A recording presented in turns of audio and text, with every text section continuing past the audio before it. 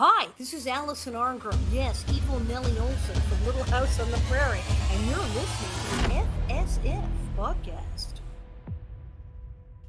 Welcome to the FSF podcast. Our guest today is a longtime actress and author.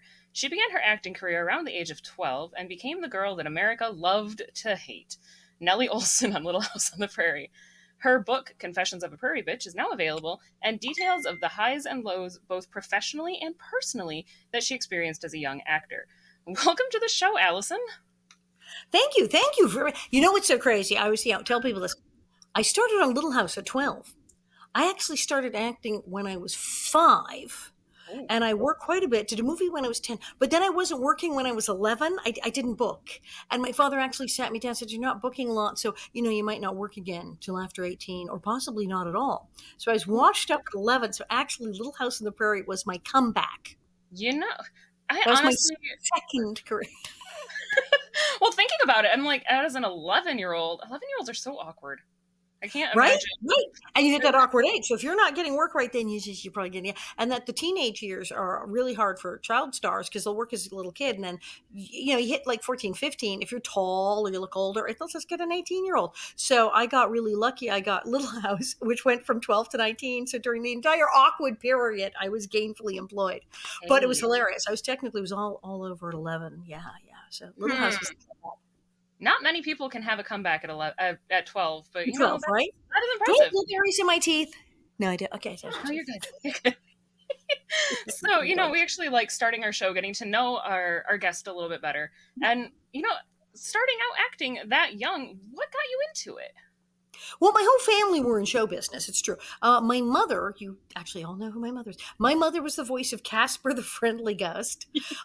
She was Underdog's girlfriend, Sweet Polly Purebred. She was Davy of Davy and Goliath, and yes, Gumby. My mother was everybody. She was like the cartoon lady.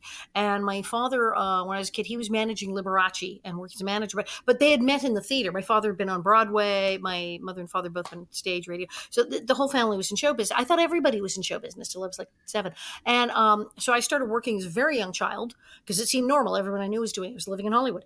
And as I said, and then I was working okay, and then I really slowed down at 11. So I was very excited when it was so insane. I read for the part of Laura. I read for the part of Mary. Totally. Yeah, I did not get those.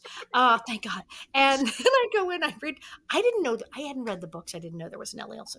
I did not know. I did not know there was an Nellie or anything. But I get there and they hand me these sides. And I start looking at the pages. And I turned to my father. I said, this girl's awful. She's a bitch. And my father said, what? I said, well, she's terrible. He said, okay, read. I read these scenes for my dad. He's laughing. He's like falling over laughing. Don't rehearse it. Just don't change it. Don't touch it. Don't do it. Don't rehearse it. Don't even look at, put the pages face down. Don't even look at them. Just go in and do that. I'm like, okay. I'm so shocked. I go in and there's Michael Landon and the producers and I read this thing for them and they said, could you do it again, please? They're laughing again, hysterically. They said, could you read it again? I said, what do you want me to change? I said, nothing. Just read the thing about the house again. So that my home is the best home in all of Walker. So they went bonkers and I was hired on the spot. By the time we got back to the house, it was like wardrobe fitting is Tuesday. It was over. It was like they were scheduling my wardrobe fitting while we were in the car. My agent, they called my agent. My agent made a deal and was scheduling things. And like I came in the door. It's like, I've already made the deal. This is how much you're getting. And this is, you're getting the clothes. And you're done. You're going to work next week. Boom, done. That is amazing. That is such an amazing origin story for who became such an iconic character, such a... And then I'm there for like forever till I'm 19. So it was like, I went from like having no job to having the job. It was, it was crazy. Oh my goodness. I can only imagine being in the room with Michael Landon and the other producers and just being like, okay. I would have cleaned up. It freaked people out because it was really, it was, Kent McRae and Michael, who everyone knew from Bonanza. He was hugely famous at that point. It was not like people didn't know who he was. And I wasn't like a Bonanza fan. I knew who he was, for God's sakes, because my parents, we sometimes watch Bonanza because Lorne Greene, who played Michael's dad in Bonanza, was the voice of the CBC, the big radio in Canada, radio and TV. He was a famous Canadian actor. So my parents are like, the voice of the CBC is the all-American dad on the Ponderosa. This is hilarious. So I knew who Michael was, but it was crazy. And he did that a lot. I mean, everyone has these crazy audition stories from Little House. The audition stories are hysterical. They're all brilliant because Michael tended to go, "Yep, I'm done. You're hired." And sometimes they'd have to go, "Shh, shh, we don't know. We have to go to network. What? I can't just hire them now." And he would just like go, "I'm done." And if he could get away with it, I never read for network. He got away with that when he just went, "I'm done. She's hired. Send everyone home." And so I did it. But like even Charlotte Stewart came in and blew them. People have these wild audition stories where he actually said, "Well, I think you're hired, but wait, I got to make a phone call." And people just, Pat Laberto started work like that day. I mean, it was just crazy, crazy stories. I mean, because he was like, "Well, if it ain't broke, don't fix it. Okay, I'll have her, him, that girl, and that guy. Okay, I'm done." It worked. He had the magic because, I mean, it's celebrating Exactly. its 50th anniversary this year, which Tell is me about it. incredible. It's insane. Okay, if you ever told us 50 years ago that A, anyone would be watching the show, or that there'd be this celebration where people would be like really into it. No, we had no way of knowing. They didn't even have cable TV when we started the show. Right. There was Right. no cable TV. You had the afternoon reruns, you had syndication, like summer reruns. That was it. What's a DVD? What's a VHS? What people are going to watch old show? Why would people watch old shows? And Right. no clue. And now it's everywhere. People are watching on their phone. It's streaming on Amazon. It's ridiculous. It's in 140 countries. We had absolutely no concept that this was going to happen. Michael did. Michael told everybody, they'll be watching these shows after we're all gone, long after we're gone. And everyone he told that to was like, "Ha ha ha, he's crazy." And Sure. didn't believe him. They went, "Oh, that's a nice thing to say." But then, and here we are. Well, I just looked. Okay, my AARP magazine. Yes, I get AARP magazine because I'm 62 years old and my husband's older than I am. You bet. AARP. You get discounts. You get discounts. Damn it, I signed up. People are like, "I don't want an Fantastic. AARP." Are you crazy? 15% off. So I have the magazine and it's listing all the shows that are having their 50th. Happy Days has a 50th. Chico and the Man has a 50th. All these great shows. Happy Days is having some party. We had an event in Simi Valley, California in March where 18,000 people showed up to meet us. Yeah. That You is know, absolutely insane. there are shows where big hits in 1974 and 18,000 people are not lining up to see them on a weekend. Nobody's dressing up as them for Halloween. I don't know. And Little House, those boom. there are those shows don't have that longevity that Little House has. I mean, that show was 50 years ago. I'll be 32 this summer. I grew up watching it. Because I My was working before you were born. Yeah. my parents introduced me to it. I'm introducing my daughter to it, my 5-year-old daughter to it. There's so People much passing about or that they're passing show. it on to the generations. Pete, I love Chico and the Man, but people generally don't sit down with their grandchildren. Now you must watch this show, No. Chico and the Man, that we grew. It's not the same kind of thing. And Little House gets passed on generationally as a family tradition, and that's why we're on our like seventh generation of viewers. It's absolutely crazy. And it is one of those things that my mother-in-law lives with us. So it's the, hey, so grandma will agree to watch it. Mom and dad are okay watching it. Give it a shot. I think you're going to like it. And she loves it now. They're Absolutely all. loves it. I've met people and they'll say, "Well, my mother watched it. I watch it. My daughter watched it. I don't think my granddaughter watches it." And the granddaughter says, "I watch it on YouTube on my phone." Mm-hmm. Everyone is watching it and they're streaming it. They're all watching it in different ways. People are binging it and watching many episodes at a time. It's well, and then during the pandemic, when all 2020, people started turning to the Ingalls to like see how to survive and Right, make right, bread. because there is the quarantine episodes, And and 2 episodes, Plague and Quarantine. yep, Who had an episode yeah. called I Quarantine? remember we were less than 2 weeks into the lockdown And you're like, when we watched the quarantine episode, and I'm like, how are we going to do this? At least we have internet. They didn't have internet. Like, they had no internet. And do you remember when some of the stores in the big cities ran out of flour because everyone mhm. decided to bake bread? Why Yep, do you think that was? And exactly. it got really bonkers also because people suddenly stayed home and watched it. They started going, "I didn't notice this before." And they got Hmm. really. So Snoop Dogg is on Twitter and he's just seen the episode with Todd Bridges where they're talking about racism and slavery. And he's like, I had no idea Little House on the Prairie was this like cutting edge modern, that Michael Landon was woke and aware of like Black Mhm. Lives Matter. What is happening on this show? Todd Bridges is saying all these things about would you want to live to be 100 as a black man? And it's mind blowing stuff in 1976 or whatever that episode was. And people on Twitter going, I'm now watching this going, I had no idea this show has really heavy topics. It And all really of a sudden, does. we had a whole new audience. We had a whole new audience. I went online, started reading the books on Facebook because I was bored. And I said, hey, you're all bored. I'm bored. Let's read the Little House on the Prairie books. It'll be fun. Suddenly I have several, there's like 50,000 people watch me read these big books. What is happening? I said, let's do cooking videos. 5,000 people watch me make scrambled eggs. I was like, you guys really are hard up. So it turned into a thing. I have a YouTube channel now called Who's Going to Do the Cooking, all about my cooking videos.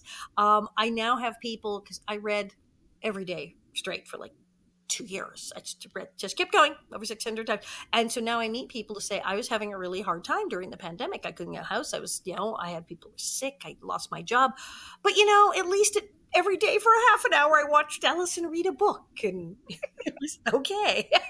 It's like I've had people come and thank me. Thank you for sitting there and reading books every single day. Like, it I was crazy. love that so much. But it So, was fun. as we talk about Little House, and I mean there's no way around it. We have to talk about Nellie Oleson. Yes, we do. Because who It's my doesn't? number. I mean, I will say on some level she is my favorite character. Thank you. Thank you. I'm so happy. Do you see how much Because Nellie's she's going to buy? horrendous. There's a poster. There's a doll. I have the doll. I have the. Yeah. Hello. Duh. She's an awful character. She's Thank you. everybody's worst nightmare moving into a new town and a new school, but she's so much fun. Doesn't everyone see? This is why the show's still a hit, and I'm 50 freaking years later, 140 countries. I meet people from other countries, Sri Lanka, Borneo, Colombia, Israel, Iran, Iraq, and I'm like, but how? What does this mean? A bunch of American blonde, blue-eyed pioneers in covered wagons. What? There's no prairie in your country. What?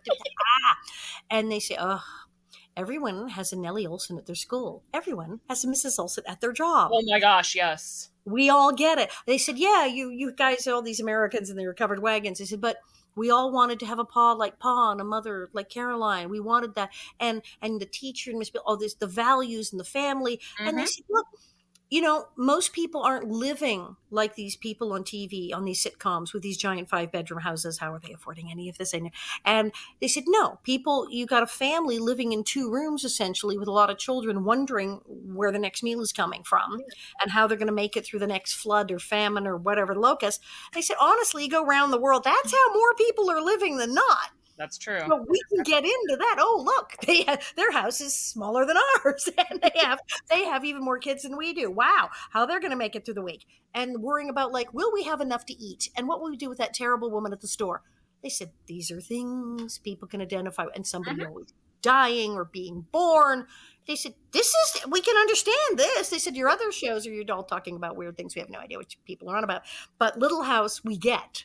Right. And And that's it's what's going true. on. Everybody has a Nellie Oleson. Everybody had that mean girl that they had to deal with in school that thought that they were better than everybody else, Oh, and it was I hard. used I used some of them. There were like 3 or 4 girls, especially one, but there were a couple others. I threw them in where I went, that's just like what she would have done. Ugh, ugh. So I kind of went, I think this is a moment where I should try to like and I did kind of send up a couple of the girls who'd been mean to me at school.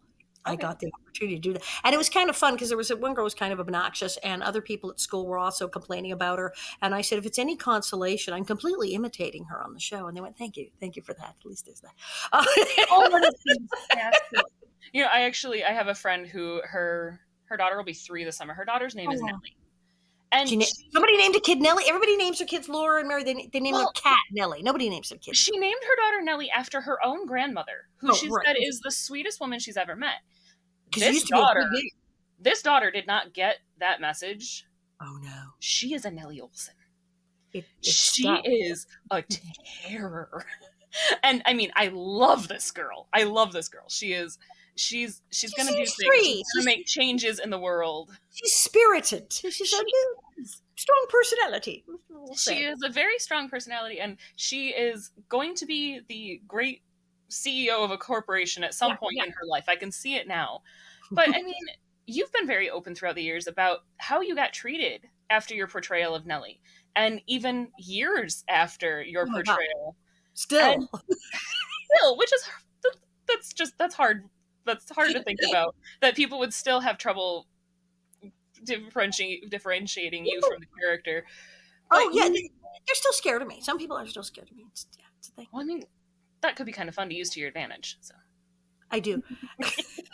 but you wrote your book, Confessions of a Prairie Bitch, which I put on a request from my local library, and it's not here yet. And I'm Girl. like, I want it because I want to read it. But you talk in the book about people yelling at you, cursing at you at a young age, even just because of this character that you played. It hit So, immediately, right away. I mean, as soon as it aired, people took. And I says, Little House is a very emotional show. People watch it, and they're not. They're totally suspending all disbelief. They're not watching it critically, going, "Well, I think Paul, blah blah blah blah." When Michael Led did that scene, they're not watching it like that. Like people watch a regular TV show. Oh, that was a really good performance. I like the actress. No, they just went, "This is happening, and this is real, and this is all real, and that's my mother, and that's my father, and I'm going to go live with them in a little house." And they like zoomed, and so Nellie was real. So instead of saying, wow, hey, she must be a pretty good actress because, wow, that was really terrible. I mean, nobody could really be that terrible. They just went, my God, she's a monster. And I was like feared. People have a little more sense of fantasy reality nowadays. We have social media. People see the actors outside of their characters more often. But still, because people grew up with it, it's imprinted in their little brains years later. So sometimes I'm booked for something or someone introduces me to someone and it's still in their head and they're scared to meet me. They're like weirded out because, well, I mean, she was, and people go, wait, she's not like the Erin Murphy, who was Tabitha on Bewitched, who's fantastic, gorgeous, lovely woman, and Charlene Tilton, who was naughty Lucy on Dallas. Friends of mine, and it turned out they were both in Nashville at the time I was doing my show. They came, we took pictures. When Erin put up the pictures and said, yes, that is Charlene Tilton, it was Lucy on Dallas, and Allison, it was Nellie, and neither of them are like their characters. People like, well, those two. And what? And so I have had people over the, when I got married, my husband just celebrated our 30th wedding anniversary, November. congratulations. Calls his parents when we decided to get married, and he was the last kid to get married, and they were like, please. So they were like, yeah, he's getting married. Yeah, call the Pope. It's a miracle. So they were so excited he was getting married. And then they said, what does she do? She's an actress. Oh, she'd been in anything we would have seen. And he says, Little House Prairie. And they go, who'd she play? And he says, Nellie Oleson. And it was like the line went dead. There's complete silence. And finally, his poor father gets up the nerve and says, oh, she's not like she was on the show, is she? Because my husband's like, yeah, she's horrible. That's why I'm marrying her. What is wrong with you? Literally, people like into my real life where literally my husband's telling his parents he's getting married and they're like, ew. I mean, it's like, okay, the nieces and nephews were the funniest though, because they were watching the show and they didn't know it wasn't new. They didn't know when it was shot. It's the 1800s. Who knows when it was shot? Right. And my brother and sister-in-law said, wonderful news. Uncle Bob's getting married. We're going to go to Uncle Bob's wedding in California. Oh, yay. And he's marrying the lady who is Nellie Oleson. They go, oh, Uncle Bob can't marry Nellie Oleson. We just saw her the other day. She's like 14. It really gets in people's heads. And I've had there are people who are still terribly intimidated and terribly frightened of me. And I'll see comments on Facebook. There's all the normal people go, oh, I hated her so. But, she was good. Yeah, I hated her because. And then someone will go, no, I don't want to read anything about Nellie Oleson. I didn't like her then and I don't like her now. People are like, y'all know it's a show, right? Oh, boy. They're scared. They're scared. Still scared of me. Still scared of me now. It's hilarious because I'm like the least scary person in the world. Oh my goodness. So what else can people find in your book, and where honestly is the best place for them to get it? Oh gosh, all the online, the Amazon, the Barnes and Noble and stuff. It's kind of everywhere. Or you can go to my website. I have a store, of course. I have a online store. Is it a mercantile?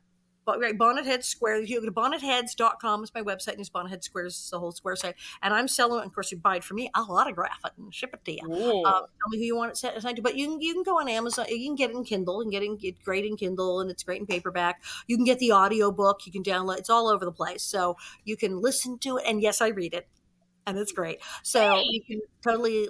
My friends who read the book said I could hear your voice in my head, and then when you recorded the audiobook, it sounded exactly the same. Like all the inflections, of like, yeah, nailed it.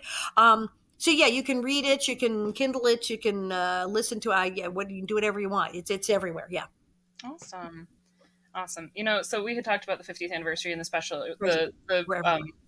event that you guys had in March. We actually recently got to talk to Dean Butler, who, Yes. for I those just who don't know, and I would be amazed if they didn't know, was the lovely Almanzo Wilder in the later El season. Manzo. Now this is the hot debate because it's really El Manzo, as in manly, but on the show we called him El Manzo, and it's kind of stuck. It has. So we talked to him a little bit about how the kids were treated on set during filming. And he came in as an adult, so his experience was definitely different. But he was impressed with how well the kids were treated, Oh how God. Michael made sure that things were on the up and up and things were wonderful on set. But I know that there had been rumors in the past about interpersonal relationships on the set. What was it like for you on set? It was great. It really was. A lot of our older now ex-child stars have said getting on Little House was like winning the child star lottery because you were actually treated decently. They were very strict about the hours in the school because there's a lot of people cheating and being flaky all over the place. I know people, it's like, I know you had a work permit, and I know somebody at your school had to sign it every 6 months that you weren't flunking. How come you can like not really read? What happened? And that's the thing, is people cheated, and they start, no, not a Little House. Oh, you had to have your grades up, and you had the 3 hour school and the 4 hours work, and we had the welfare workers would come with the stopwatch and go, this child has 20 more minutes of school, and they go, like Russia. I mean, oh yeah, none of that nonsense. So we were very strict about how much long we could work and how much school we had, and he really was into that. Like his own kids, when he had Mike Jr.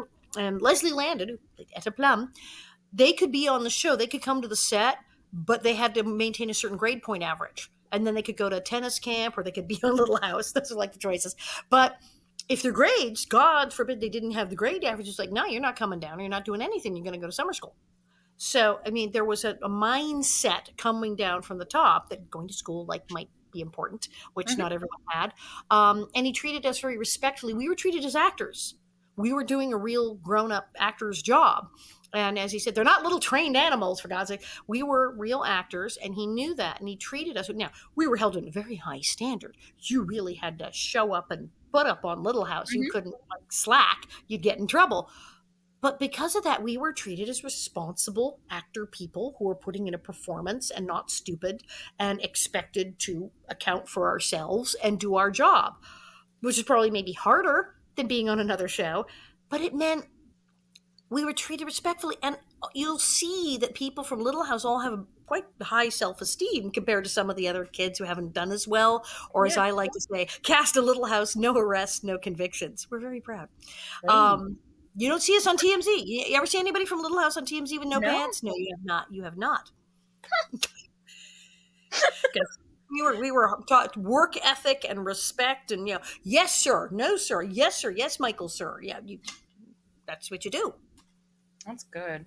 So going from those experiences too, though, and then the way that you were treated post being Nellie, that's actually led you in some interesting paths later on in your life, including being the president of the board of directors of the National Association of Protect Children, which Yes. is an amazing organization that is fantastic. Can you tell our viewers and our listeners about the association and how they can get involved to help make a change? You can go online to protect.org and check us out. We've done so many different things. We do crazy stuff because we started doing stuff like legislatively, which not everyone was doing. They're saying we're going to fight child abuse, but we said, yeah, we're going to protect us. We got this plan. We're going to go to DC, and we're going to go to the State House, and we're going to actually change laws to better protect victims. And I'm like, really? I'm into that. Let's sign me up. And I wound up testifying in Sacramento and in Albany, and we changed laws. And we also got more, which was really crazy, funding for law enforcement, because there are specialized teams of police, the Internet Crimes Against Children Task Force, the ICAC teams. And these are the ones who have the child abuse images, the trafficking of children. These are the cops who go after that. And we actually got them more advanced technology to make we actually went and worked with people who create this stuff and created technology to make their jobs easier because of the people encrypting things so that they could catch them. We actually got them more funding for their ICAC programs in different states so that they could apprehend more people. We actually trained people to go and work for them to give them more manpower. I mean, who does this? Nobody does this. And we changed laws. It's incredible. We're still doing all kinds of crazy stuff now. Like, what about companies, corporations that are having trouble with child sexual abuse images being put on their servers, dealing with that sort of thing? And dealing with these kind of laws. And then the education thing. Okay, so all the kids started going to school online during the pandemic, which is great. Except, yay, where are all the weirdos and predators hanging out? Right. They're online. So how do we get people to understand how dangerous this is and how to protect their children? What can we do to create educational programs that aren't as easily, invaded by predators, et cetera, et cetera, et cetera, et cetera? So we're just kind of all over everything. I love that. I am definitely going to be looking more into the association, because it's a huge thing, and so many times people, like you said, we're gonna change things, we're gonna make things better, and then they're all words. They don't actually go and do the things. You guys Well, have gone and done. they wanted to get into the laws because they saw at the time there's this huge, I mean, still in some states, you got to bust this exception where if someone, if it was their own kid, they could get less jail time or no jail time. The kid next door, it's 20 years. It's your own kid. You're free to go. What? And that was the promises law.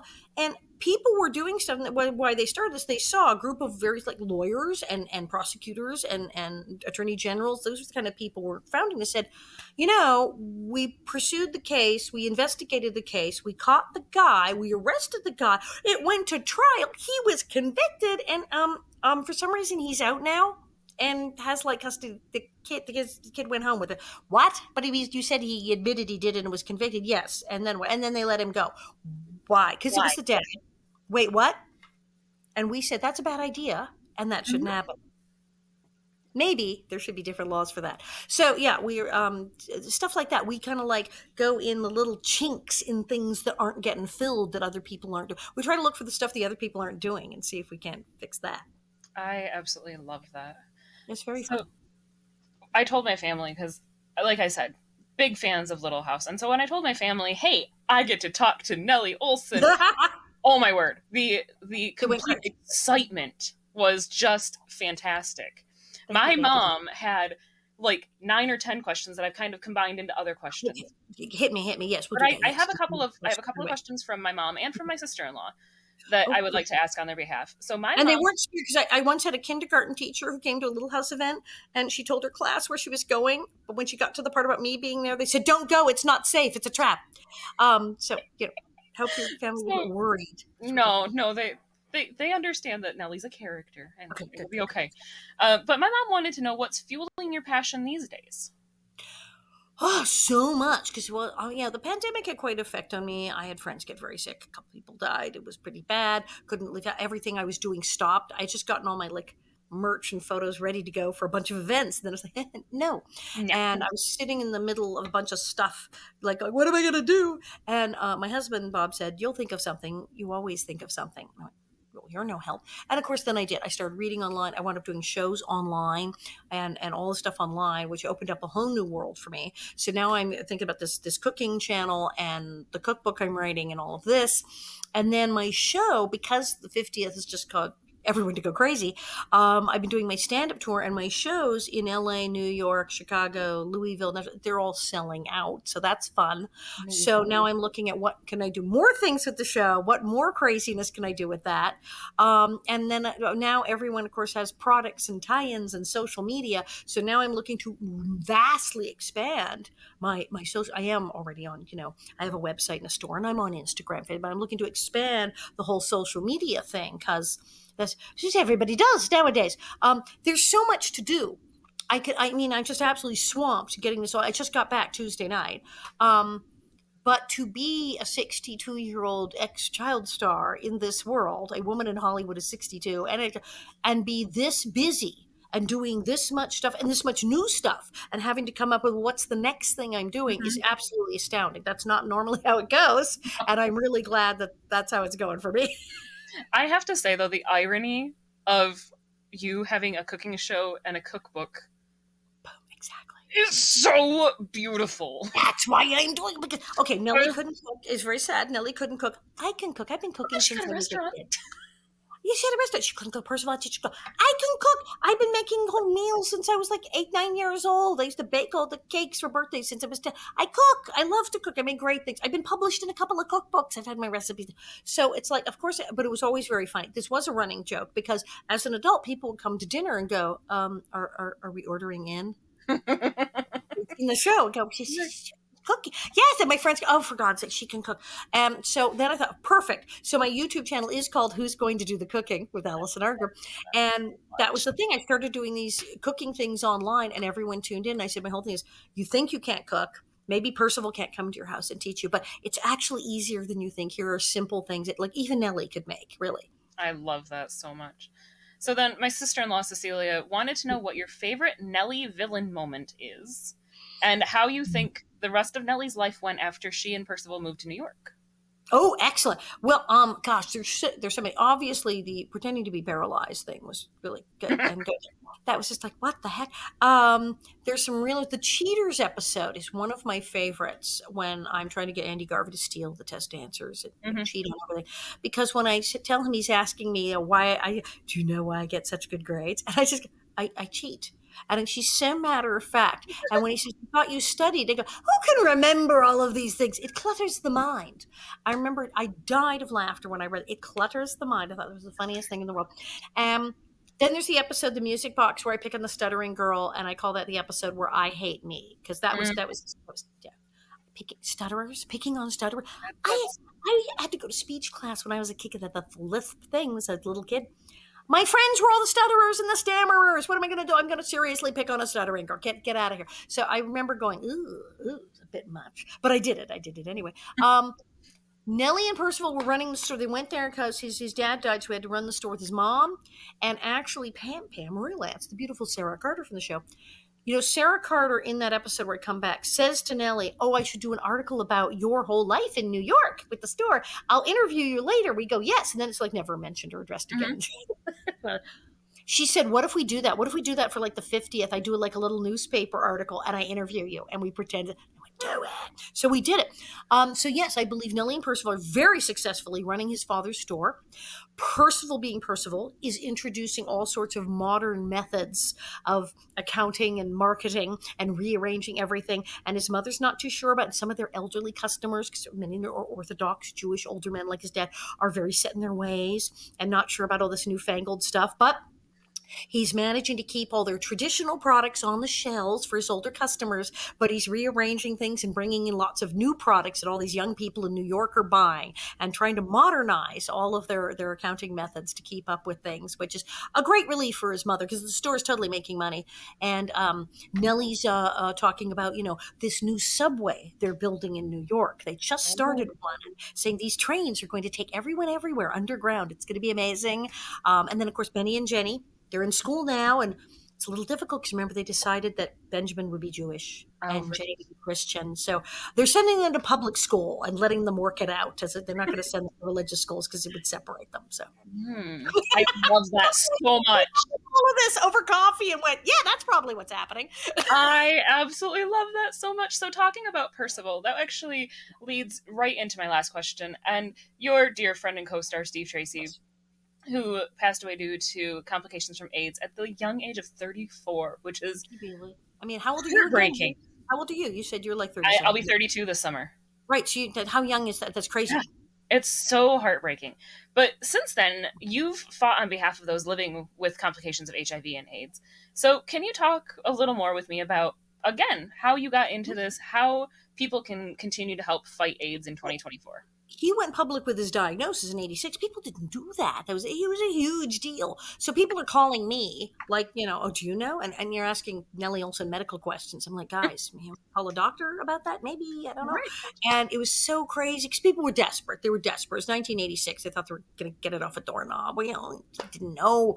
And so I wound up volunteering for APLA, AIDS Project Los Angeles, and I took the hotline training, and I was on the speakers bureau, the hotline, the thing, and the food bag. I did everything. Because Steve, his mom and his sister flew out to take care of him. He had friends. He had family. His family supported him. His friends supported him. He had a good doctor.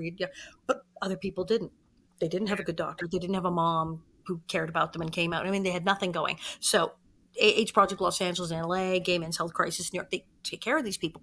So I did everything I could to help all the other people. We're not as fortunate as Steve, and have the information to be able to answer all these questions people had and get this information out there. And we're still doing it. Thank God. We have the cocktail now. We have all these drugs that are keeping people alive for just decades. It's fantastic. Mm-hmm. And Steve, it was like strictly experimental drug trials. It was like, right. So now there's that, but people still have HIV and AIDS, and some people are sick. And, there are people, the cocktail doesn't work on them. They said there'll be a small percentage of people, just the new drugs won't work, and they'll still get bad. And then there's people who have to get their hands on the drugs. We now have drugs people can take and not catch HIV as much, can severely lower their risk of spreading it. But they have to go get them, and they have to have a doctor explain how they work. So there are people all over the country who do this and are still helping people with HIV and AIDS. And I still help these organizations all over the country.